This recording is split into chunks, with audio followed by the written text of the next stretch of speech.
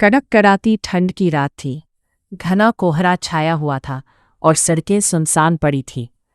उसी सड़क के किनारे एक टूटी फूटी सी चाय की टपरी के नीचे एक बूढ़ा आदमी अपने कांपते हाथों से चूल्हे में आग जलाने की कोशिश कर रहा था। उसका नाम था हरीराम काका।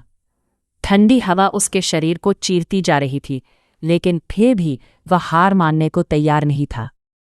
हे भगवान, आज बस एक ग्राहक भेज दे, 2 दिन से कुछ खाया नहीं, वह धीमी आवाज में बुदबुदाया। उसके सामने कुछ खाली गिलास रखे थे और चूल्हे पर रखी केतली ठंडी पड़ी थी। आसपास सन्नाटा था, सिर्फ हवा की आवाज थी। हरीराम काका की जिंदगी कभी ऐसी नहीं थी। कभी उनका अपना परिवार था, पत्नी और एक बेटा।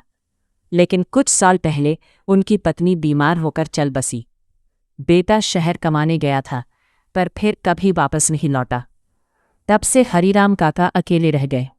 हर सुबह वह जल्दी उठते, दुकान साफ करते, चूल्हा जलाते और चाय बनाकर राहगीरों का इंतजार करते। जब तक सांस है तब तक काम करूंगा, वह खुद से कहा करते थे। दिन गुजरते गए, ठंड बढ़ती गई, लेकिन ग्राहकों की संख्या घटती गई। कई बार पूरा दिन गुजर जाता और कोई ग्राहक नहीं आता। आज फिर भूखा रहना पड़ेगा, वो खाली केतली को देखते हुए सोचते। एक शाम एक अमीर आदमी गाड़ी से उतरा और बोला, जल्दी चाय बना, ठंड लग रही है। हरीराम ने कांपते हाथों से चाय बनाई, लेकिन आदमी ने चाय पीकर कहा, बेकार है, और बिना पैसे दिए चला गया। हरीराम कुछ नहीं बोले, बस चुपचाप जमीन की तरफ देखने लगे। रात गहराती गई, ठंड और बढ़ती गई। हरीराम चूल्हे के पास बैठे थे।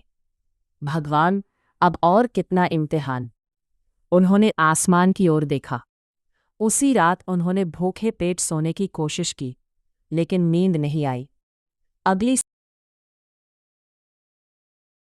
सुबह एक छोटा लड़का उनकी दुकान पर आया।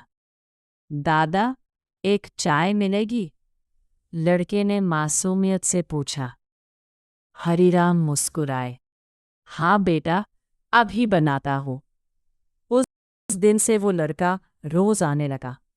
कभी चाय पीता, कभी हरीराम से बातें करता। धीरे धीरे दोनों के बीच अपनापन बढ़ने लगा। दादा, आप अकेले क्यों रहते हो? लड़के ने एक दिन पूछा। किस्मत बेटा, हरीराम ने धीमे से जवाब दिया।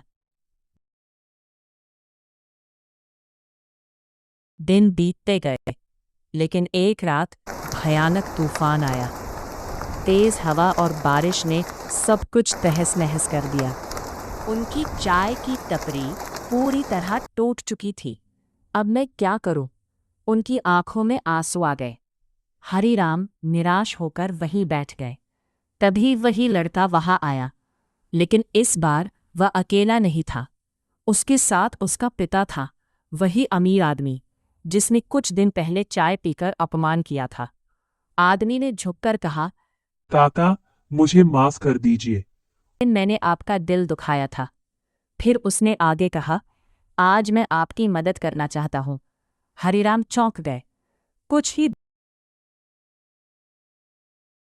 दिनों में उस आदमी की मदद से एक नई पक्की चाय की दुकान बन गई। अब हरीराम की दुकान मजबूत थी और वहां ग्राहकों की लाइन लगने लगी। हरीराम मुस्कुराते हुए चाय बनाते और ग्राहकों से कहते, अब ठंड से डर नहीं लगता।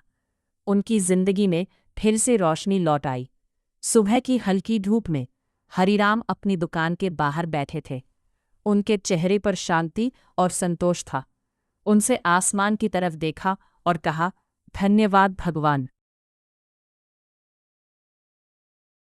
ठंडी सुबह थी, हल्का कोहरा छाया हुआ था और हरीराम काका अपनी नई चाय की दुकान पर ग्राहकों को चाय पिला रहे थे। अब उनकी जिंदगी पहले से बेहतर हो चुकी थी। दुकान चल पड़ी थी, लोग दूर दूर से उनकी चाय पीने आते थे, और सबसे बड़ी बात, अब वो अकेले नहीं थे। लेकिन किस्मत को शायद अभी भी उनका इम्तिहान लेना बाकी था। अचानक एक आदमी तेजी से दुकान के सामने आया और जोर से चिल्लाया, ये दुकान मेरी जमीन पर बनी है, इसे तुरंत हटाओ। काका के हाथ कांप गए। उनके चेहरे की मुस्कान पल भर में गायब हो गई। बेटा, ये क्या कह रहे हो? उन्होंने डरते हुए पूछा। आदमी ने कागज दिखाते हुए कहा, ये जमीन मेरी है। अगर पैसे नहीं दिए तो दुकान तोड़ दूंगा। हरिराम के पैरों तले जमीन खिसक गई। उनके पास इतने पैसे नहीं थे, और अगर दुकान चली गई तो उनकी जिंदगी फिर से अंधेरे में चली जाती। दोपहर तक हरिराम काका चुपचाप बैठे रहे। तभी रवि, वही छोटा लड़का, दुकान पर आया। दादा, क्या हुआ? आप इतने उदास क्यों हो? हरिराम ने पूरी बात बता दी। रवि के चेहरे पर गुस्सा आ गया। दादा, आप चिंता मत करो, मैं कुछ करता हूं। रवि अपने पिता से बोला, पापा। हमें हरिराम दादा की मदद करनी होगी। उसके पिता कुछ देर सोचते रहे, फिर बोले, ठीक है बेटा, हम कोशिश करेंगे। लेकिन क्या सच में मदद हो पाएगी? ये अभी भी सवाल था। उस रात वही जमीन वाला आदमी कुछ गुंडों के साथ दुकान पर आया। कल तक दुकान खाली कर देना, वरना हम खुद तोड़ देंगे। हरिराम काका डर गए। रात को वो अपने छोटे से कमरे में बैठे रो रहे थे। भगवान, अब मैं कहाँ जाऊं? उनकी आंखों से आंसू बहते रहे, और उस रात उन्हें नींद भी नहीं आई। अगली सुबह गुंडे सच में दुकान तोड़ने आ गए। हरिराम काका हाथ जोड़कर खड़े हो गए। बेटा, मत तोड़ो, ये ही मेरी जिंदगी है। तभी पीछे से आवाज आई, रुको। रवि और उसके पिता वहां पहुंच गए। रवि के पिता ने कागज लेकर देखा और गुस्से में बोले, ये जमीन सरकारी है, तुम झूठ बोल रहे हो। गुंडे घबरा गए। तभी पुलिस भी वहां पहुंच गई। कुछ ही देर में उन लोगों को पकड़ लिया गया।